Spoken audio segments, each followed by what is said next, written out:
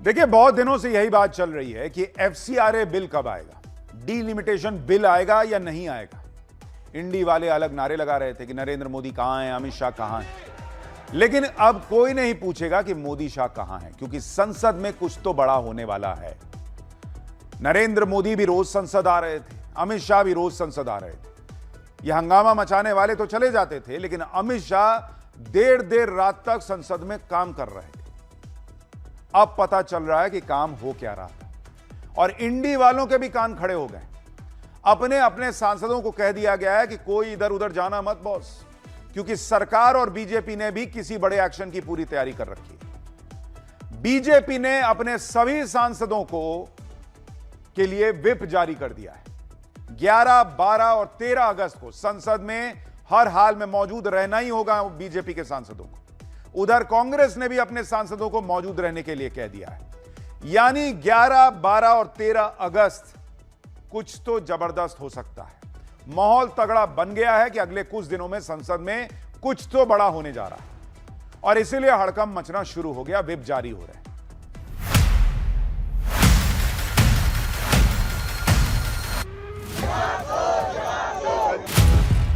Sir, Amit Shah ji बोलेंगे तो ये चुपचाप बैठ करके सुनना पड़ेगा।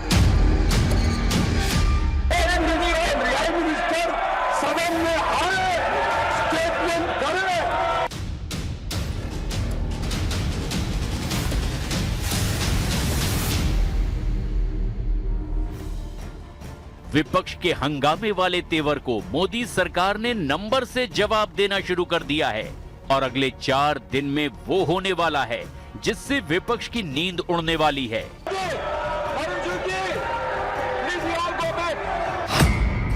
डीलिमिटेशन यानी परिसीमन और एफसीआरए यानी विदेशी चंदे वाले बिल पर सरकार ने कोई आधिकारिक घोषणा तो नहीं की है, लेकिन बीजेपी से लेकर कांग्रेस तक ने व्हिप जारी करके सभी सांसदों को संसद में मौजूद रहने के आदेश दे दिए हैं। कांग्रेस ने तो साफ इनकार कर दिया कि वो किसी कीमत पर एफसीआरए बिल को पास नहीं होने देगी, और अगर इसे पास कराने की कोई गुंजाइश बनती भी है तो भी इंडी वाले गुट से बात करके फैसला करेंगे। देखो, एफसीआर के बारे में हम तो अपोज करने वाले हैं। एक दूसरी चीज, ऑल पार्टी मीटिंग हम बुला के, जो हमेशा फ्लोर लीडर की मीटिंग होती है, बुला के निर्णय लेंगे। कल स्पष्ट है कि सभी दल के लोग मिलकर जो निर्णय लेंगे उसी के तहत हम चलेंगे। हालांकि विपक्षी गुट के कुछ सांसदों ने मोदी सरकार के बिल पर ग्रीन सिग्नल देना शुरू कर दिया है। एनसीपी शरद पवार गुट के 8 सांसद संसद में पीएम मोदी से मुलाकात करने वाले हैं। इसका मतलब क्या है? क्या मोदी सरकार ने बिल को पास कराने के लिए नंबर को साधना शुरू कर दिया है? आपकी पार्टी से समर्थन मांग लिया। अगर बारिश बाहर आई तो आप छाता लेंगे कि रेनकोट? देश के प्रधानमंत्री को मिलने जा रही हूँ, मैं थोड़ा किंतु परंतु करूंगी भैया, ऐसा नहीं होता। ये बहुत जिम्मेदारी की काम होती है, और मेरे ख्याल से हम सब ने उस पोस्ट का, हमेशा एक प्रधानमंत्री है उसका, हमें उस पोस्ट के बारे में हमेशा आदर होना चाहिए। और हम सांसद उनको मिलने जा रहे हैं, वो अकाद पॉलिसी के लिए जा रहे हैं ना। आप लोग आजकल क्या हो गया है, कोई किसी से मिलता है तो वो गॉसिप हो गया है। दुर्भाग्य की बात है कि हमारे पॉलिसी मेकिंग को कोई सीरियस नहीं ले रहा है। बहुत बहुत दुर्भाग्य है, और मेरे जैसे सांसदों को बहुत दुख होता है।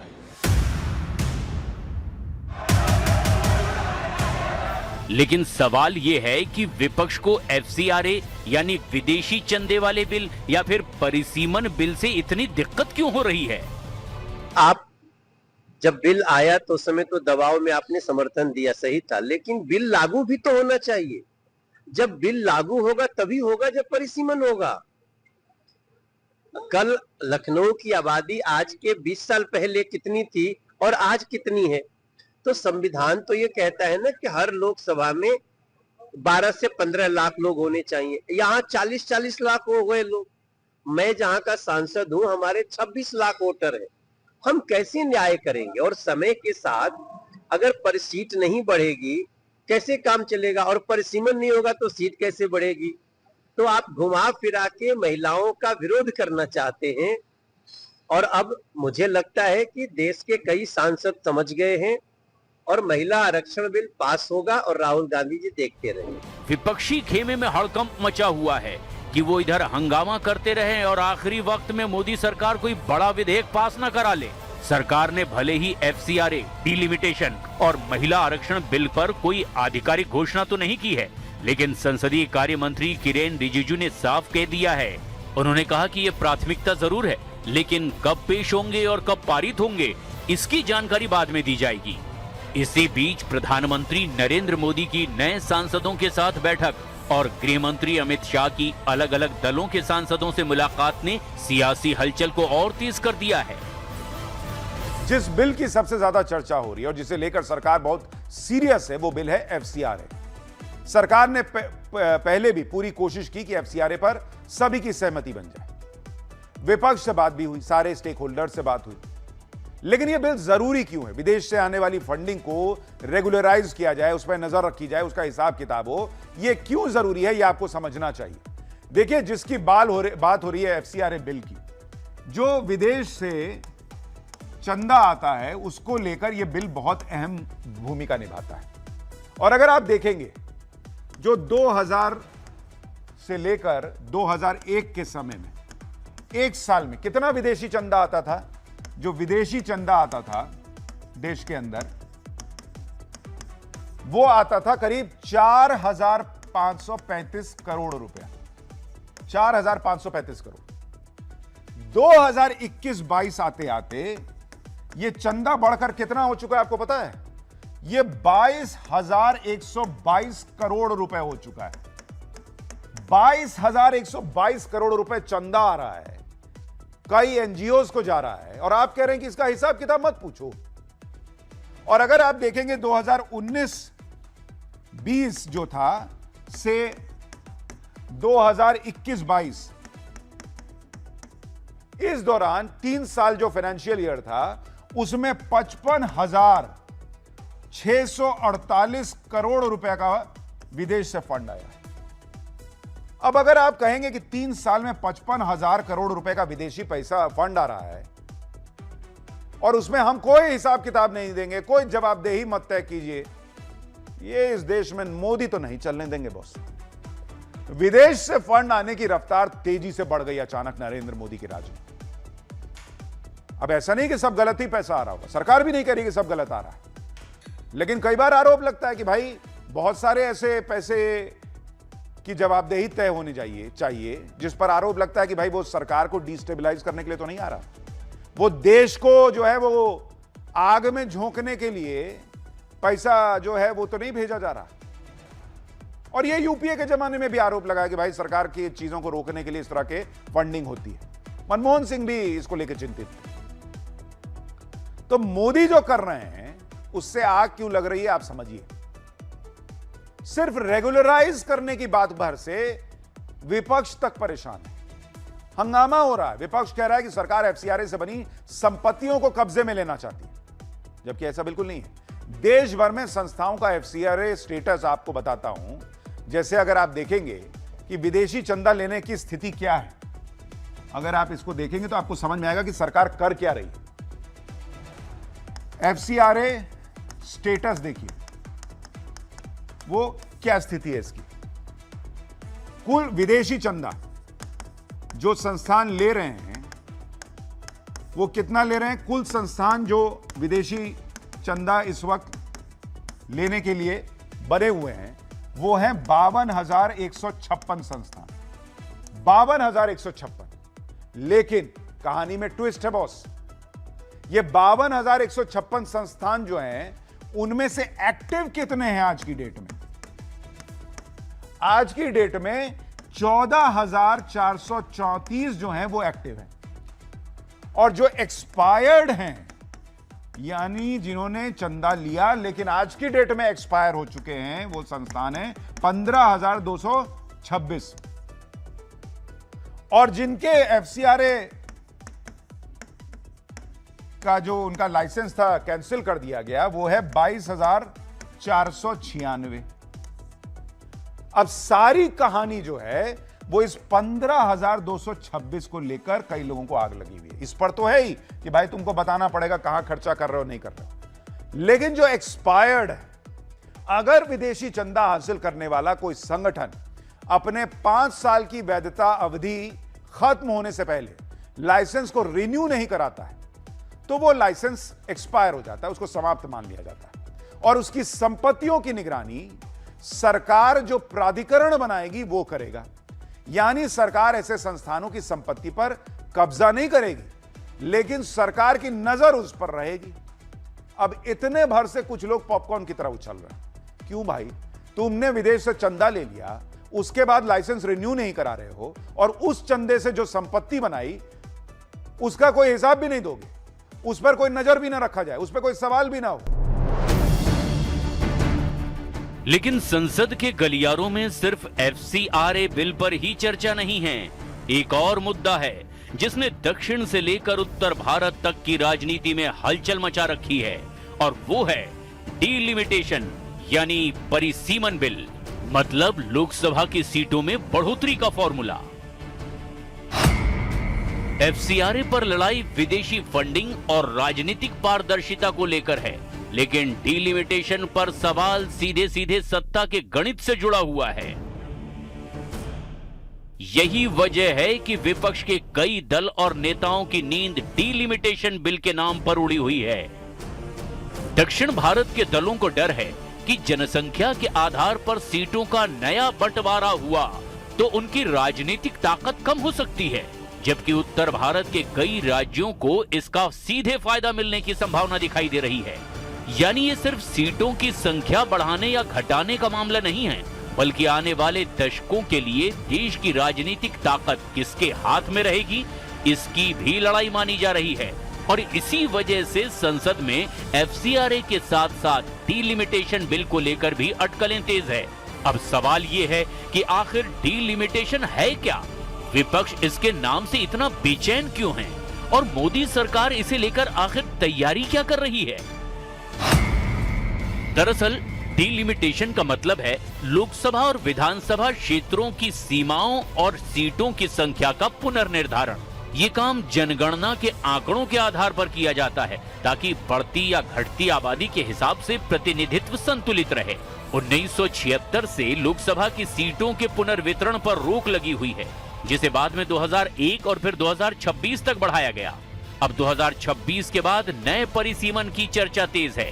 दक्षिण भारत के कई राज्य जैसे तमिलनाडु, केरल, कर्नाटक और आंध्र प्रदेश कहते हैं कि उन्होंने जनसंख्या नियंत्रण में सफलता हासिल की है। अगर केवल आबादी के आधार पर सीटें बढ़ाई गई तो उत्तर प्रदेश, बिहार, राजस्थान और मध्य प्रदेश जैसे अधिक आबादी वाले राज्यों को ज्यादा सीटें मिल सकती है, जबकि दक्षिण के राज्यों का संसद में प्रभाव घट सकता है।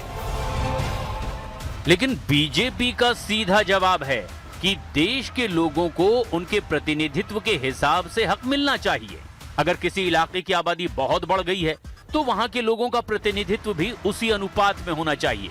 लेकिन विपक्षी खेमों को अपनी सत्ता और वोट बैंक खोने का डर है।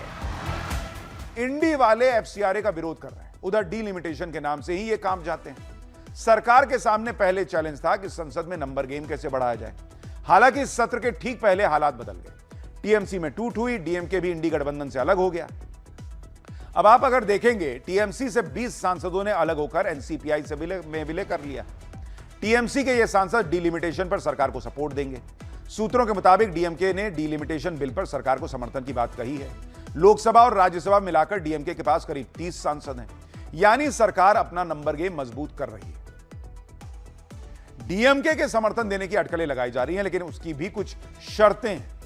डीएमके समर्थन देगी, ये कुछ शर्तों पर निर्भर करता है। डीलिमिटेशन बिल पर डीएमके ने कह दिया है कि पिछली बार हमने इस बिल का विरोध किया था और कुछ सुझाव दिए थे। अगर सरकार ने वो सुझाव मान लिए तो हम उसके फायदे और नुकसान देखेंगे। डीलिमिटेशन बिल देखने के बाद हम उसकी जांच करेंगे, उस पर चर्चा करेंगे और फिर तय करेंगे कि समर्थन करना है या नहीं। अभी इस बारे में बात करना बहुत जल्दबाजी है। सरकार डीलिमिटेशन बिल और FCRA बिल को लेकर कितनी गंभीर है, आप इसी बात से समझ लीजिए कि पीएम मोदी और अमित शाह कोई कसर नहीं छोड़ रहे। एक सांसद वाली भी अगर पार्टी है तो पीएम मोदी उससे भी मिल रहे हैं। डिलिमिटेशन सिर्फ सीटों की नई ड्राइंग नहीं है, बल्कि ये तय कर सकता है कि आने वाले सालों में संसद में किस इलाके की राजनीतिक ताकत कितनी होगी। इसीलिए इस मुद्दे पर इतना बड़ा राजनीतिक घमासान मचा हुआ है और इस सब के बीच आबादी का प्रतिनिधित्व प्रभावित हो रहा है। मॉनसून सत्र में सरकार ने अभी तक 8 बिल पेश किए हैं, जिनमें से 5 बिल एक सदन से पास हो चुके हैं। इसी हफ्ते 4 और बिल सदन में पेश होंगे। ट्रिब्यूनल सुधार विधेयक 2026 को कानून मंत्री अर्जुन राम मेघवाल पेश करेंगे। इस बिल का मकसद अलग अलग न्यायाधिकरणों यानी ट्रिब्यूनल्स की प्रक्रियाओं में सुधार लाना है। खान एवं खनिज विकास एवं विनियमन संशोधन विधेयक 2026, इसे केंद्रीय मंत्री जी किशन रेड्डी पेश करेंगे। ये खान और खनिज अधिनियम 1957 में संशोधन के लिए है। केरल नाम में परिवर्तन विधेयक 2026 को अमित शाह पेश करेंगे। बहुराज्य सहकारी समिति संशोधन विधेयक भी अमित शाह पेश करेंगे। ये बिल सहकारिता क्षेत्र के विकास से जुड़ा हुआ है। अब निगाहें 11, 12 और 13 अगस्त पर टिकी हैं, क्योंकि सवाल सिर्फ कुछ बिलों का नहीं है। सवाल ये है कि क्या मोदी सरकार संसद में ऐसा राजनीतिक मास्टर स्ट्रोक खेलने जा रही है जो विपक्ष के पूरे गणित को ही बदल कर रख देगा। संसद में विपक्ष हंगामा करता रहा, लेकिन मोदी सरकार ने अपना काम नहीं रोका। मॉनसून सत्र में विपक्षी शोर शराबे के बीच सरकार ने तगड़े बिल पास करवा लिए। वंदे मातरम अपमान रोकथाम बिल, पब्लिक एग्जामिनेशन में धांधली रोकने वाला बिल, जन्म मृत्यु पंजीकरण संशोधन बिल, सुप्रीम कोर्ट के जजों की संख्या बढ़ाने वाला बिल, एमएसएमई संशोधन और टैक्सेशन बिल। मतलब मोदी सरकार ने विपक्ष को झटका भी दिया, जिस पर इंडी वालों से ना बोलते बन रहा है, ना ही हंगामे का मकसद ही क्लियर कर पा रहे हैं।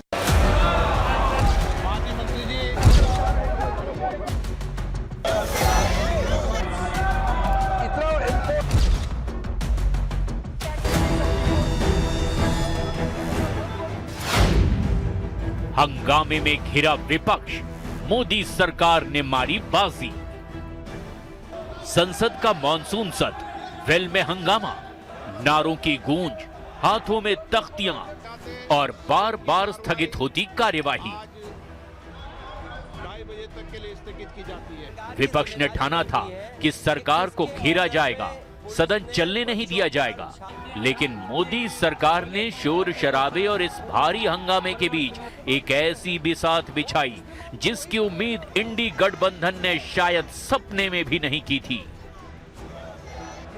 विपक्ष अपने नारों में उलझा रहा, गतिरोध बनाता रहा और दूसरी तरफ मोदी सरकार ने एक एक करके देश के सबसे महत्वपूर्ण, कठोर और दूरगामी असर वाले तगड़े बिल संसद में पास करवा लिए। जब तक विपक्ष को कुछ समझ में आता कि आखिर रणनीतिक चूक कहां हुई, तब तक बाजी विपक्ष के हाथ से निकल चुकी थी।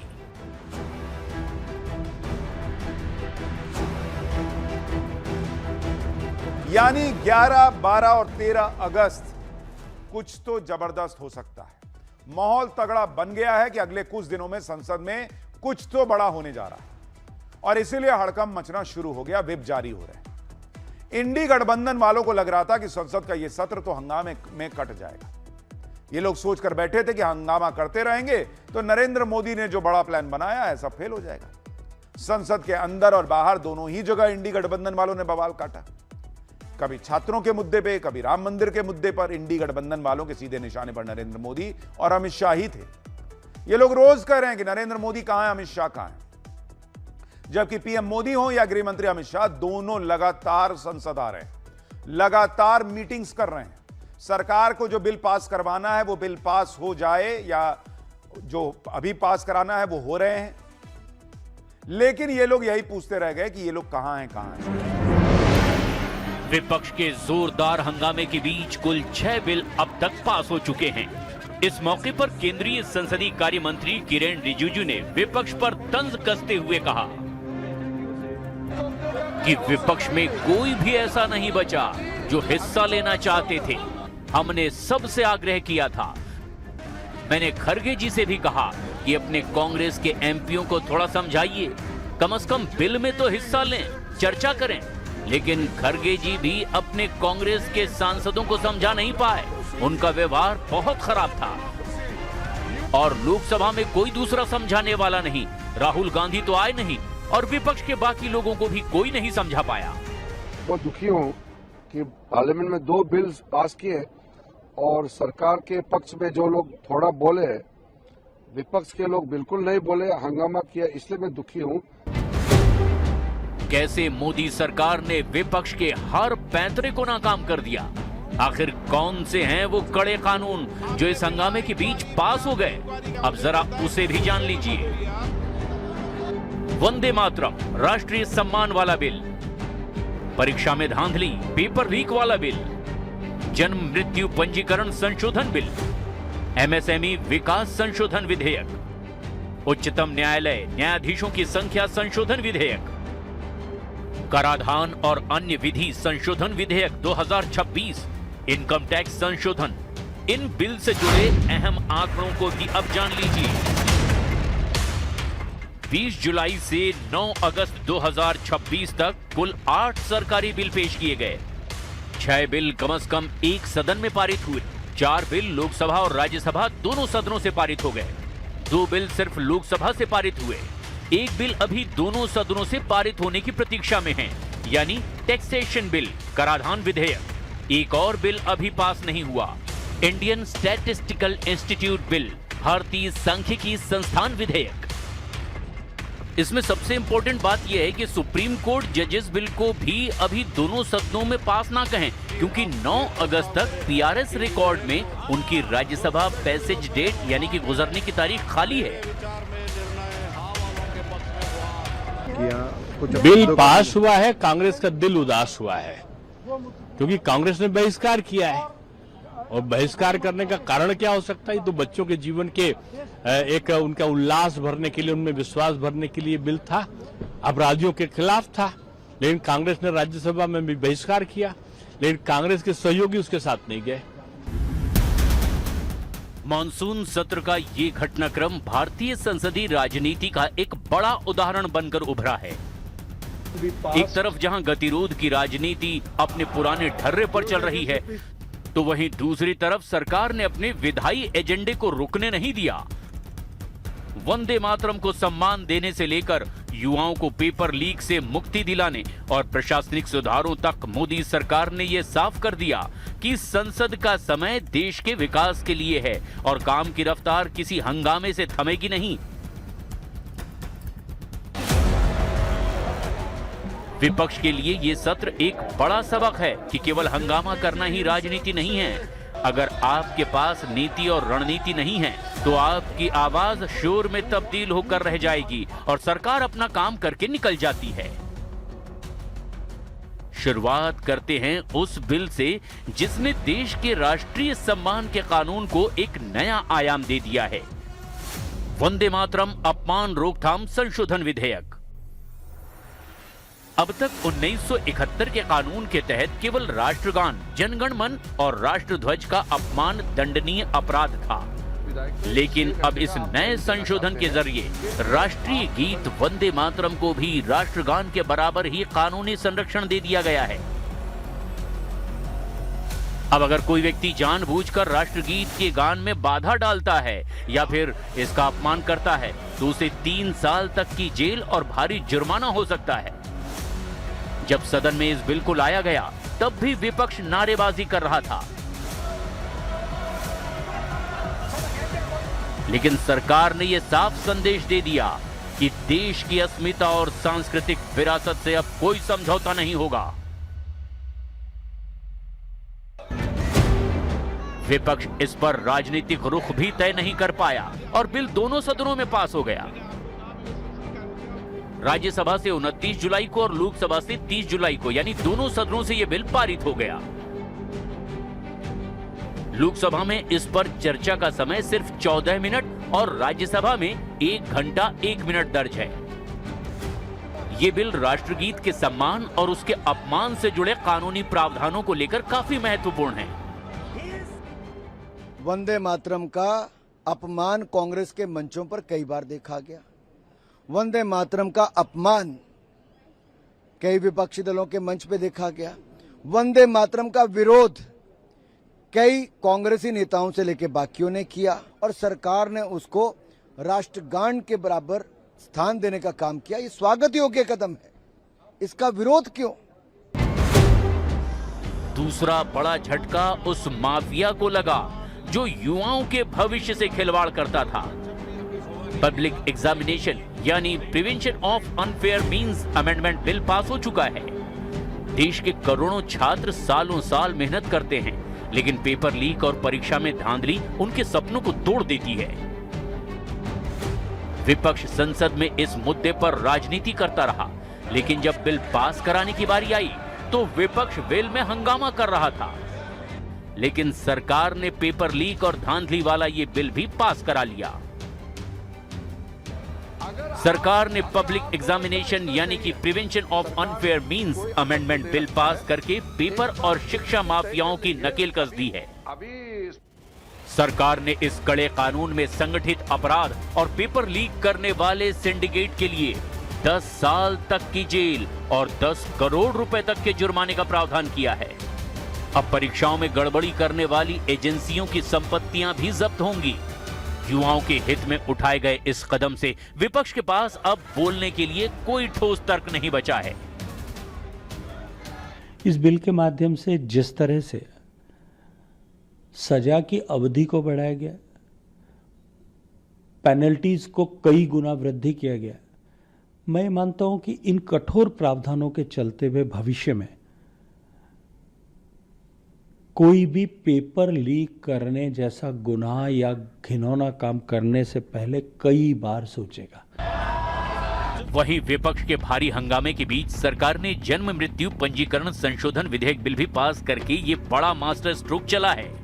इस बिल को पास कराने से पहले और पास कराते वक्त विपक्ष की तरफ से जोरदार हंगामा हुआ, लेकिन सरकार ने आसानी से बिल पास करा लिया। अब आप जरा इस बिल को डिटेल में जान लीजिए कि ये जन्म मृत्यु पंजीकरण संशोधन विधेयक है क्या। दरअसल विपक्ष को लगा कि ये एक साधारण सा बिल है, लेकिन इसके दूरगामी परिणाम बेहद रणनीतिक हैं। इस बिल के पास होने के बाद अब देश में एक केंद्रीकृत डेटाबेस तैयार होगा। जन्म और मृत्यु का डिजिटल रजिस्ट्रेशन न केवल पासपोर्ट, आधार और वोटर लिस्ट को स्वतः अपडेट करेगा, बल्कि फर्जी वोटरों और घुसपैठियों के फर्जी कागजात बनाने के खेल पर भी ताला लगा देगा। जिस पारदर्शिता का दावा सरकार कर रही है, उसने मतदाता सूची में होने वाली धांधली की संभावनाओं को लगभग खत्म कर दिया है। जब विपक्ष वॉकआउट या हंगामा करने में लगा हुआ था, तब ये ऐतिहासिक प्रशासनिक सुधार कानून बन चुका था। ये बिल लोकसभा से 31 जुलाई और राज्यसभा से 4 अगस्त को पारित हुआ। विपक्ष की रणनीति थी कि संसद में गतिरोध बनाकर सरकार को बैकफुट पर लाया जाए, लेकिन विश्लेषकों का मानना है कि विपक्ष का यह हंगामा उसके लिए ही सेल्फ गोल साबित हुआ। जनता टीवी स्क्रीन पर देख रही थी कि एक तरफ विपक्ष तख्तियां लेकर नारेबाजी कर रहा है और दूसरी तरफ सरकार देश के युवाओं, न्याय व्यवस्था, छोटे व्यापारियों और राष्ट्रीय प्रतीकों के सम्मान के लिए कानून बना रही है। नतीजा ये हुआ कि विपक्ष ना तो किसी मुद्दे पर सरकार को घेर पाया और ना ही इन जनहितैषी बिलों पर अपनी कोई सार्थक बात रख सका। जब बिल पास हो जाएं, तो विपक्ष के पास ना तो विरोध का कोई ठोस आधार बचा और ना ही वे जनता को ये समझा पाएंगे कि उनके हंगामे का आखिर मकसद क्या था। सरकार ने सिर्फ राष्ट्रीय सुरक्षा और प्रशासन ही नहीं, बल्कि न्याय व्यवस्था और देश की अर्थव्यवस्था को मजबूती देने वाले 3 और बड़े बिल भी पास करा लिए। जरा इनके बारे में भी अब जान लीजिए। सुप्रीम कोर्ट में जजों की संख्या बढ़ाने वाला संशोधन बिल, अदालतों में पेंडिंग केसों को जल्द निपटाने और आम नागरिकों को त्वरित न्याय दिलाने के लिए यह कदम उठाया गया। सुप्रीम कोर्ट में न्यायाधीशों की संख्या संशोधन विधेयक 2026 के तहत सीजेआई को छोड़कर, यानी कि चीफ जस्टिस ऑफ इंडिया को अगर छोड़ दें, तो सुप्रीम कोर्ट के जजों की अधिकतम संख्या अब 33 से बढ़ाकर 37 की जा रही है। यह मई 2026 के ऑर्डिनेंस को कानून में बदलने के लिए लाया गया है, यानी कि कुल स्वीकृत संख्या सीजेआई सहित अब सुप्रीम कोर्ट में जजों की 38 हो जाएगी। इसका मुख्य उद्देश्य लंबित मामलों का बोझ कम करना और सुप्रीम कोर्ट की न्यायिक क्षमता को बढ़ाना है। देश के छोटे और मंझोले कारोबारियों के लिए क्रेडिट फ्लो आसान बनाने, डिजिटल प्लेटफॉर्म पर मुफ्त रजिस्ट्रेशन और लेट पेमेंट की समस्या को दूर करने के लिए कानून में ढील दी गई और सुरक्षा बढ़ाई गई है। इसका सीधा संबंध देश के छोटे और मध्यम कारोबार, उसके भुगतान और एमएसएमई रेगुलेटरी फ्रेमवर्क से है। विवादों के समाधान के लिए पहली सुनवाई से अधिकतम 90 दिनों की समय सीमा तय की गई है। भारत की जीडीपी में एमएसएमई का योगदान लगभग 31%, मैन्युफैक्चरिंग में 36% और निर्यात यानी एक्सपोर्ट में 41% से भी ज्यादा है। इस कानून के आने से करोड़ों छोटे व्यापारियों को समय पर पैसा मिलेगा और उनकी अदालती चक्कर काटने का समय भी बचेगा। टैक्सेशन संशोधन बिल टैक्स प्रक्रिया को सरल बनाने, मुकदमेबाजी को कम करने और निवेशकों का भरोसा बढ़ाने के मकसद से यह बिल लाया गया। Payment system, income tax framework और वित्तीय कानूनों में संशोधन करके विदेशी निवेश को आकर्षित करना, घरेलू विनिर्माण को बढ़ावा देना और डिजिटल भुगतान पारिस्थितिकी तंत्र को मजबूत करना। विदेशी क्लाउड कंपनियों के द्वारा भारतीय डेटा सेंटरों का उपयोग करने पर लगने वाली जटिल सरकारी मंजूरी की प्रक्रिया को भी अब खत्म कर दिया जाएगा। भारतीय डेटा सेंटरों को अब केवल प्रत्यक्ष स्वामित्व यानी डायरेक्ट ओनरशिप की बजाय लीज पर भी चलाने की अनुमति होगी। विपक्ष ये सोचता रहा कि संसद को ठप करके वो सरकार की रफ्तार रोक देंगे, लेकिन मोदी सरकार ने आर्थिक और न्यायिक पहियों को एक पल के लिए भी थमने नहीं दिया। हंगामेदार मानसून सत्र ने भारतीय संसदीय राजनीति में एक जुझारू नेतृत्व की झलक दिखाई है। अब देखना यह होगा कि बचे हुए मानसून सत्र में सरकार और कौन-कौन से धमाकेदार बिल पास करवा लेती है। जब तक बंगाल में ममता बनर्जी का राज था, तब तक बहुत मनमानी चली। कट्टरपंथियों को तो लगता था कि उन्हें खुली छूट मिली हुई है, खुलकर तुष्टीकरण चल रहा था। लेकिन बंगाल में अब यह सब नहीं चल रहा। तुष्टीकरण का खेल बंद हो गया है। लॉ एंड ऑर्डर के सामने किसी की मनमानी नहीं चल रही। ऐसे तगड़े एक्शन हो रहे हैं कि सालों तक तुष्टीकरण में पलने वाले अब बाप बाप चिल्ला रहे हैं। करीब 3 महीने पहले इसी साल 9 मई को शुवेंदु अधिकारी ने बंगाल के पहले बीजेपी सरकार के मुख्यमंत्री के तौर पर शपथ ली और 3 महीने के अंदर ऐसा क्या क्या कर दिया कि जिससे बंगाल में हड़कंप मच गया, आपको देखना चाहिए। गो हत्या पर उन्होंने सख्ती दिखाई। सड़क पर नमाज नहीं पढ़ सकते, क्लियर कर दिया। खुले में कुर्बानी नहीं होगी। तलवार मुक्त मुहर्रम होगा। लिस्ट से फर्जी ओबीसी का सफाया कर दिया और अब लाउड स्पीकर पर एक्शन कर दिया। अच्छा, ऐसा भी नहीं है कि इन फैसलों को लागू करने के लिए बंगाल की शुवेंदु सरकार ने कोई नया कानून बना दिया। ये सारे एक्शन मौजूदा कानून और कोर्ट के आदेश के तहत हो रहे हैं, यानी पहले भी हो सकते थे, लेकिन किया नहीं गया। और अब जब हो रहा है तो एक इकोसिस्टम बवाल काट रहा है। ऐसा ही बवाल खड़ा करने की कोशिश शुवेंदु सरकार के लेटेस्ट फैसले पर भी हो रही है। बंगाल के धार्मिक स्थलों से लाउडस्पीकर हट रहे हैं। गौर करने वाली बात है कि लाउडस्पीकर सभी धार्मिक स्थलों से हट रहे हैं, लेकिन हवा बना दिया गया है कि मस्जिदों से ही खाली हट रहे हैं। मुसलमान खतरे में।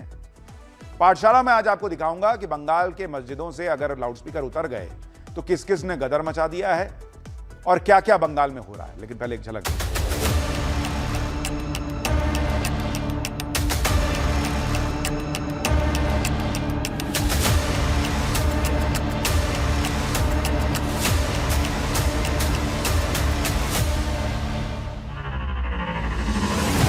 9 मई 2026 पश्चिम बंगाल में पहली बार बीजेपी की सरकार बनी और शुवेंदु अधिकारी पश्चिम बंगाल में बीजेपी के पहले मुख्यमंत्री बने। 15 साल बाद बंगाल में ममता बनर्जी के तुष्टीकरण वाले शासन का अंत हुआ और कानून के शासन का दावा किया गया, जिसका नतीजा रहा कि 3 महीने में सीएम शुवेंदु के एक्शन से बंगाल में हड़कंप मच गया। ना सड़क पर नमाज, ना खुले में कुर्बानी और मस्जिदों से उतारे गए लाउडस्पीकर। फिर क्या था? कट्टरपंथियों ने गदर मचा दिया। बंगाल से दिल्ली तक सियासत गर्मा गई।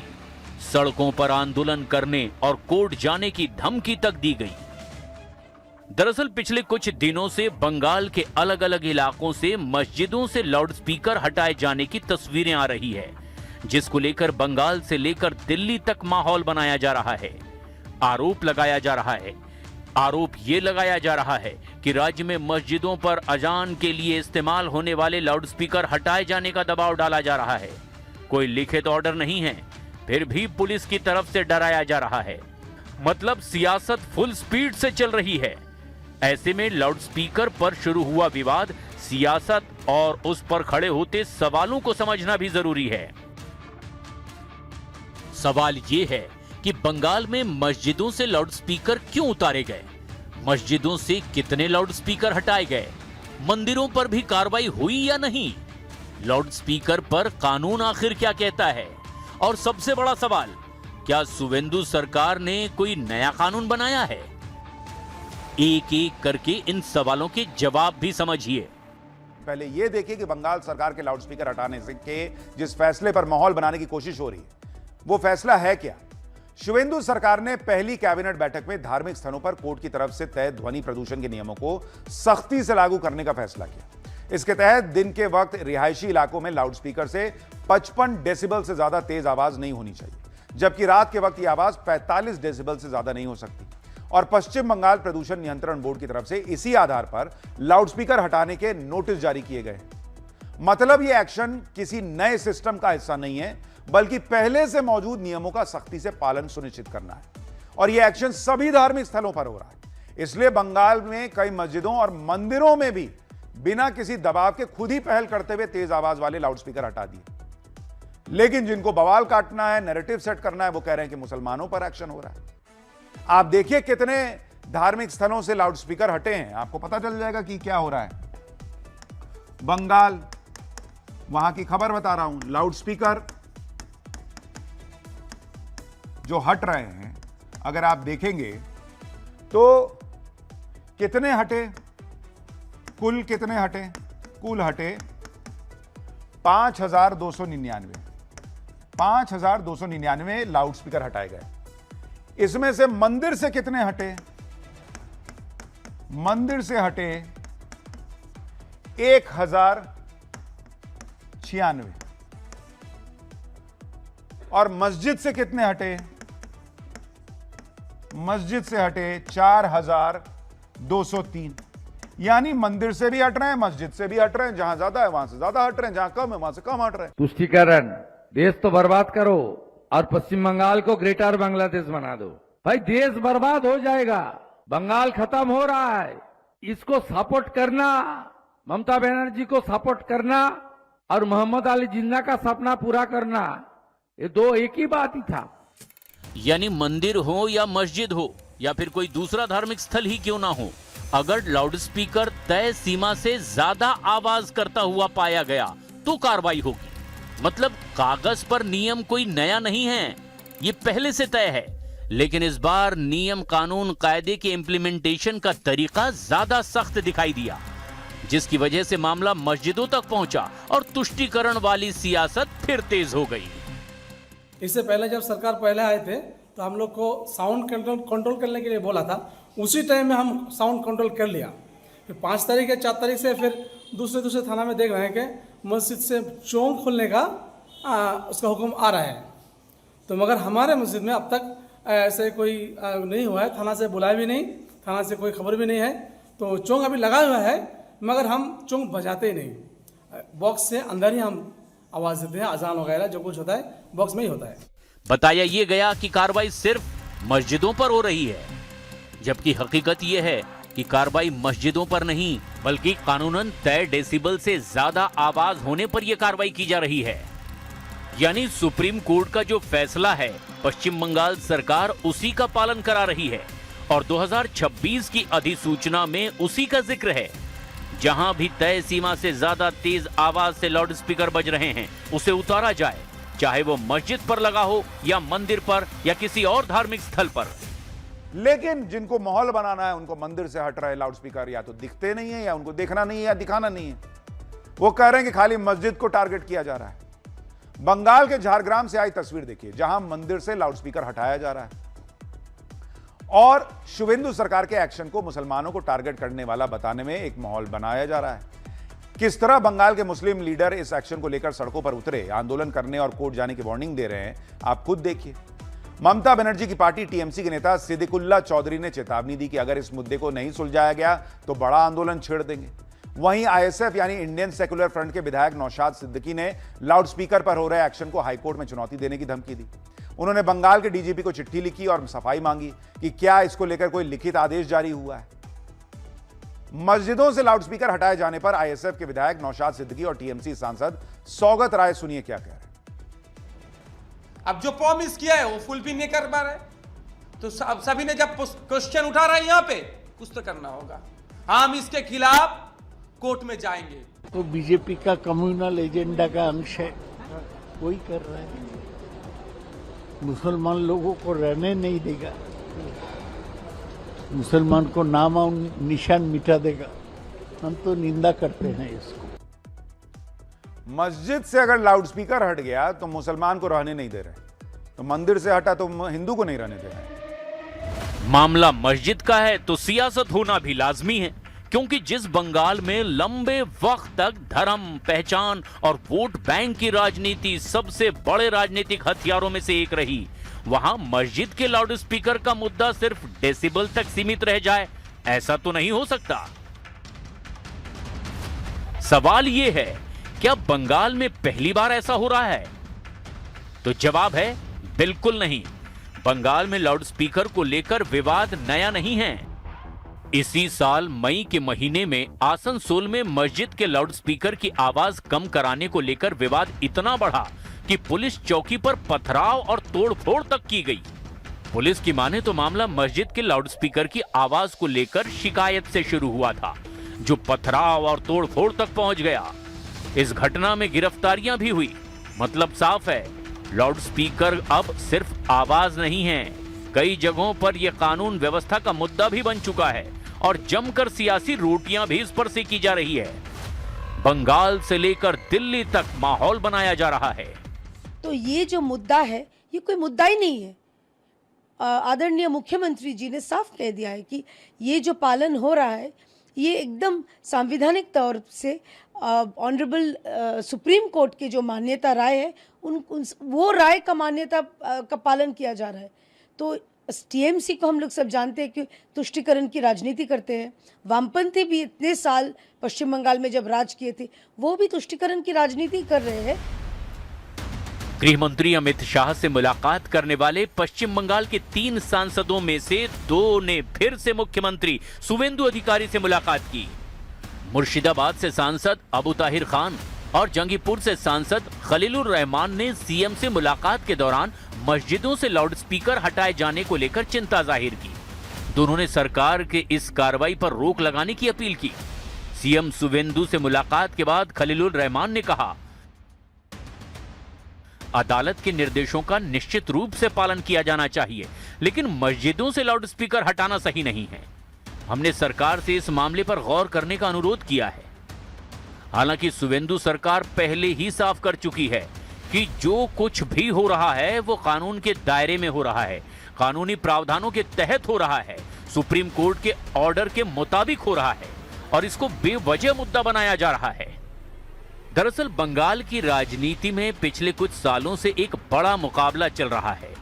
एक तरफ धर्मनिरपेक्षता और अल्पसंख्यक सुरक्षा का दावा है, तो दूसरी तरफ तुष्टीकरण के आरोप और बहुसंख्यक पहचान की राजनीति। इसीलिए जब मस्जिद से लाउडस्पीकर हटता है तो सियासत तेज हो जाती है। भले ही मस्जिद के साथ मंदिर और दूसरे धार्मिक स्थलों से भी लाउडस्पीकर हटाए गए हों, मगर सियासत करने वालों को सिर्फ मस्जिद से हटता लाउडस्पीकर ही दिखाई देता है। हालांकि पश्चिम बंगाल में ममता बनर्जी की विदाई और बीजेपी की सरकार बनने के बाद ये साफ हो चुका है कि अब तुष्टीकरण वाली राजनीति का दौर खत्म हो गया और तुष्टीकरण वाली राजनीति को लेकर लोगों के अंदर अब भी गुस्सा है, जिसको लोग समय समय पर जाहिर भी करते रहते हैं।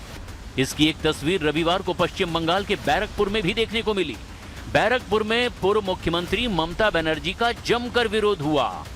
जहां जहां से उनका काफिला गुजरा, लोग सड़क के दोनों ओर खड़े होकर चोर चोर के नारे लगाने लगे। ममता बनर्जी ने आरोप लगाया कि उनकी गाड़ी पर पत्थर फेंके गए, वो भी पुलिस के सामने। मेरे को गाड़ी में बड़ा बड़ा पत्थर मारा गया बाहर से, एंटी सोशल पुलिस का सामने में हमको इतना गाड़ी को अटैक किया। अगर हम गाड़ी का कांच शीशा खुला रखता तो हमारा माथा फट जाता, हम लोग सब मर जाता। ऐसा पुलिस का सामने में हुआ, हम कभी ऐसा हमला नहीं देखा। क्या कर रहे हैं इतना? पुलिस बीजेपी को प्रोटेक्शन दे रहा है। ममता बनर्जी की गाड़ी पर पत्थर और कीचड़ फेंकने की घटना पर बंगाल बीजेपी प्रदेश अध्यक्ष समीक भट्टाचार्य ने कहा, इसमें बीजेपी का दूर दूर तक कोई लेना देना नहीं, ये तृणमूल और जनता की लड़ाई है। पूर्व मुख्यमंत्री का गाड़ी के ऊपर कोई पथराव करता है, उसका ऊपर मिट्टी फेंकता है, चप्पल फेंकता है, तो उसको भारतीय जनता पार्टी का कोई समर्थन नहीं है। भारतीय जनता पार्टी का कोई कार्यकर्ता इस पे इन्वॉल्व नहीं है और हम लोग ये नहीं चाहते हैं ये राज्य की कोई पूर्व मुख्यमंत्री, एक महिला मुख्यमंत्री, उसका साथ ऐसा व्यवहार किया जाए। इस पूरे मामले पर समाजवादी पार्टी प्रमुख अखिलेश यादव ने भी प्रतिक्रिया दी। अखिलेश ने कहा, घूम फिरकर एक दिन सबको उन्हीं परिस्थितियों का सामना करना पड़ सकता है, इसलिए सद्भाव से रहें, सहृदयता बरतें। मतलब बंगाल में अभी लाउडस्पीकर पर सियासी लड़ाई चल ही रही थी कि इस बीच ये एक नया विवाद खड़ा हो गया।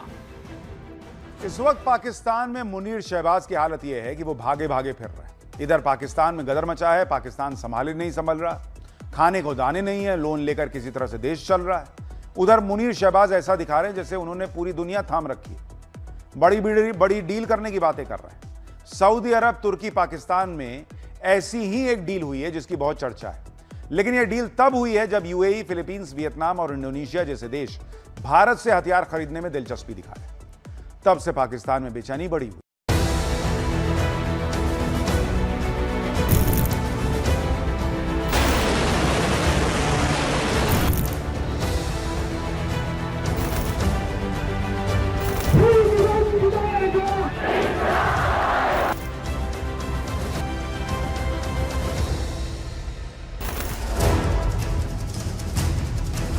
इधर पाकिस्तान देख रहा मुस्लिम नेटो का ख्वाब।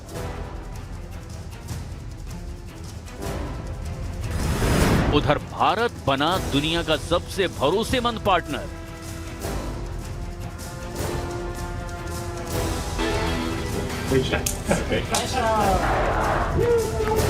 पाकिस्तान में इस समय गजब बवाल मचा हुआ है। पीओके से लेकर बलूचिस्तान तक देश की सत्ता और सेना के खिलाफ ऐसा विद्रोह हो रहा है जिससे शहबाज और मुनीर के हाथ पांव फूल गए हैं। और जब से ये खबर आई है कि यूएई, फिलीपींस, वियतनाम और इंडोनेशिया जैसे देश भारत से हथियार खरीदने की डील कर रहे हैं, तब से तो पाकिस्तान की नींद ही उड़ गई है। भारत हर परिस्थिति में यूएई के साथ कंधे से कंधा मिलाकर। मुनीर और शहबाज की हालत ऐसी हो गई है कि अब वो अमेरिका को छोड़कर मुस्लिम देशों की शरण में जा रहे हैं। पीओके के बवाल और भारत के डर से शहबाज मुनीर ने सऊदी अरब और तुर्की के साथ मिलकर के मेगा डिफेंस डील साइन की है।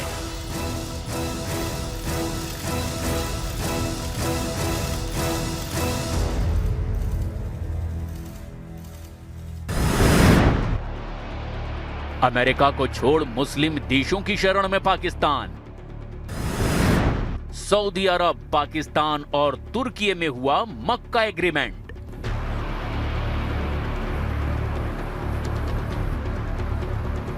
सऊदी अरब, पाकिस्तान और तुर्की ने पश्चिम एशिया में बढ़ते तनाव और सैन्य संघर्षों के बीच सऊदी अरब के मक्का में एक अहम ज्वाइंट डिफेंस डील पर साइन किए हैं, जिसे मक्का एग्रीमेंट का नाम दिया गया है।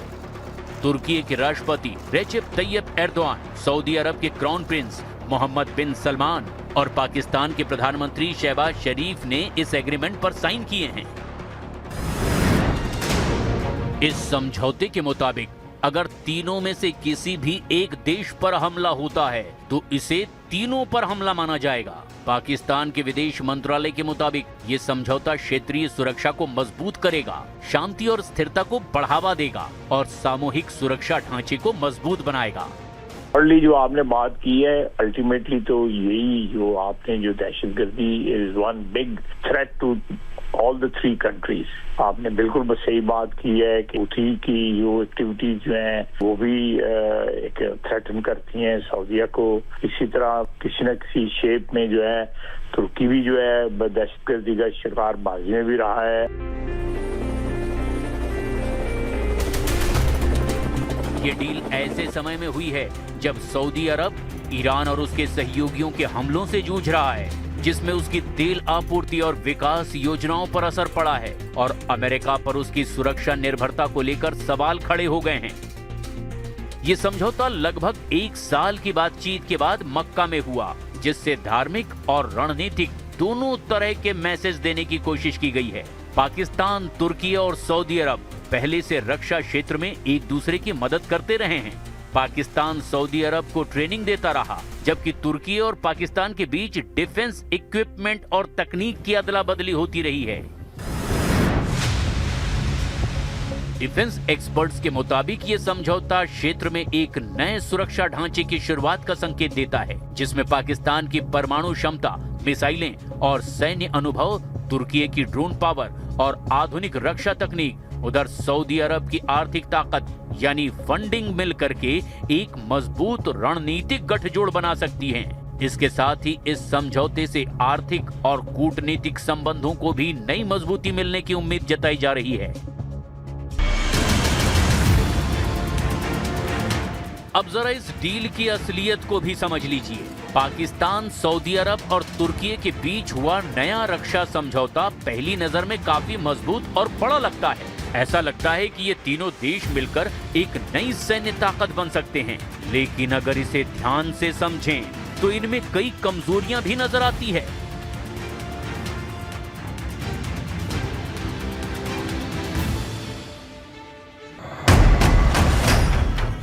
सबसे बड़ी समस्या ये है कि तीनों देशों की परेशानियां और दुश्मन अलग अलग हैं। सऊदी अरब की सबसे बड़ी चिंता ईरान है। उसे अपने तेल के ठिकानों और खाड़ी क्षेत्र की सुरक्षा की फिक्र रहती है।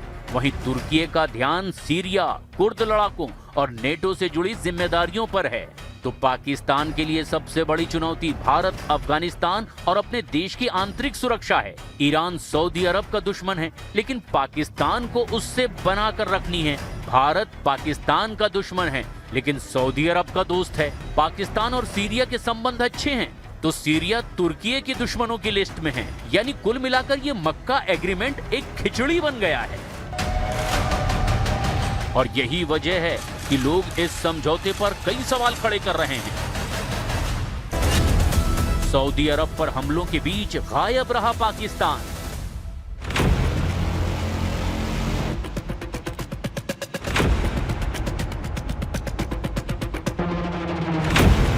इस डील से ये भी सवाल खड़े हो रहे हैं कि क्या सिर्फ समझौते पर साइन करने से कोई गठबंधन मजबूत हो जाता है? क्योंकि सितंबर 2025 में पाकिस्तान और सऊदी अरब के बीच एक और डिफेंस डील हुई थी। इस डील को स्ट्रेटेजिक म्यूचुअल डिफेंस एग्रीमेंट कहा गया था। इसके मुताबिक भी किसी एक देश पर हमला दूसरे देश पर भी हमला माना जाएगा। लेकिन मिडिल ईस्ट में जारी युद्ध में ईरान सऊदी अरब पर लगातार हमले कर रहा है, लेकिन पाकिस्तान वहां से गायब है। वो नहीं आ रहा बचाने।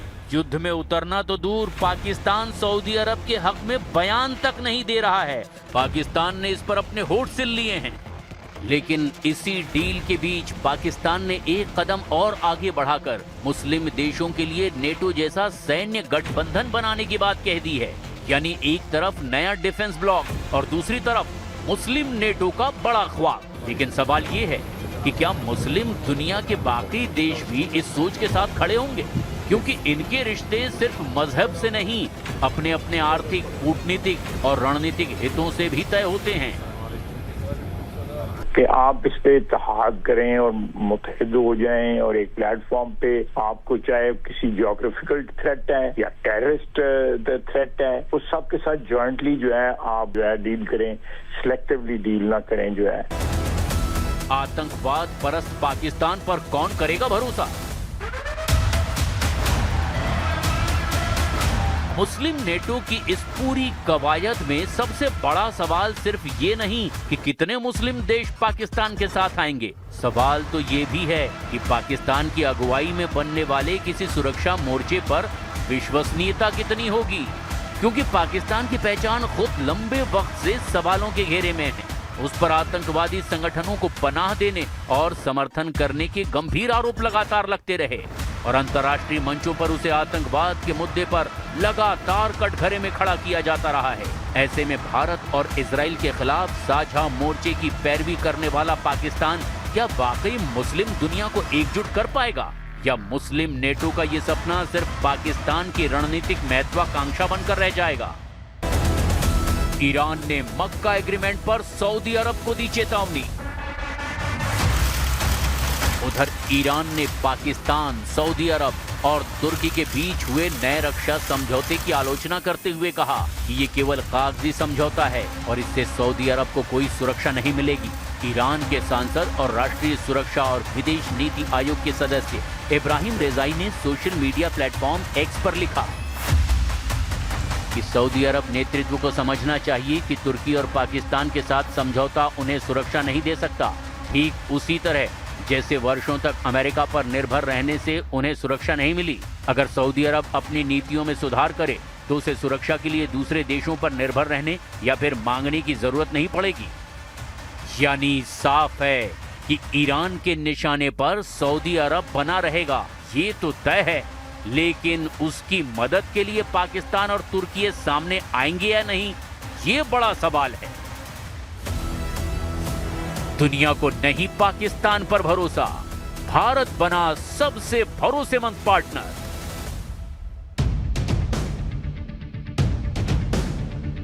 एक तरफ पाकिस्तान अपनी सुरक्षा के लिए दुनिया भर में भीख मांग रहा है, दूसरी तरफ भारत आज वैश्विक मंच पर तेजी से उभरती हुई ताकत बन चुका है। रक्षा और टेक्नोलॉजी के क्षेत्र में दुनिया के बड़े देश भारत के साथ साझेदारी बढ़ाने के लिए आगे नजर आ रहे हैं। वहीं भारत भी अपनी सैन्य ताकत को लगातार आधुनिक बनाता चला जा रहा है। एक तरफ जहां पाकिस्तान अंदरूनी और रणनीतिक चुनौतियों से जूझता नजर आ रहा है, वहीं भारत वैश्विक स्तर पर अपनी मजबूत पहचान बना चुका है। आज दुनिया के कई बड़े देश भारत के साथ रक्षा और टेक्नोलॉजी जैसे अहम क्षेत्रों में साझेदारी बढ़ा रहे हैं और उसे एक भरोसेमंद रणनीतिक पार्टनर के तौर पर देखते हैं। इसके साथ ही भारत लगातार अपनी सैन्य क्षमता को आधुनिक बना रहा है, जिससे उसके विरोधियों की चिंता बढ़ना लाजमी है। वैश्विक स्तर पर भारत की साख लगातार मजबूत होती जा रही है। अमेरिका, फ्रांस और यूरोप के कई देश अब भारत को एक भरोसेमंद रणनीतिक साझेदार के रूप में देख रहे हैं और रक्षा और उन्नत तकनीक के क्षेत्रों में सहयोग बढ़ा रहे हैं। मेक इन इंडिया और आत्मनिर्भर भारत जैसे अभियानों के तहत भारत तेजी से स्वदेशी रक्षा उत्पादन की दिशा में अब आगे बढ़ता जा रहा है। देश में मिसाइल, ड्रोन, फाइटर जेट और आधुनिक हथियार प्रणालियों का निर्माण बढ़ता चला जा रहा है, जिससे न केवल सेना की ताकत बढ़ी है बल्कि भारत की वैश्विक पहचान और ज्यादा मजबूत हुई है। इसके साथ ही भारतीय सेना का आधुनिकीकरण भी तेजी से हो रहा है। नई पीढ़ी के हथियार, हाईटेक सिस्टम और एडवांस टेक्नोलॉजी को शामिल किया जा रहा है, जिससे भारत की युद्ध क्षमता और ज्यादा सशक्त हो रही है। बदलते आधुनिक युद्ध में जहां तकनीक और सटीक हमलों की भूमिका बढ़ गई है, वहां भारत भी तेजी से खुद को अपडेट कर रहा है। हर देश ऐसे साथियों की तलाश में है जिन पर लंबे समय तक भरोसा किया जा सके, और ऐसे समय में भारत विश्व में एक ट्रस्टेड पार्टनर के रूप में उभर रहा है। वीकेंड स्पेशल क्लास में आज के लिए इतना ही। नमस्कार।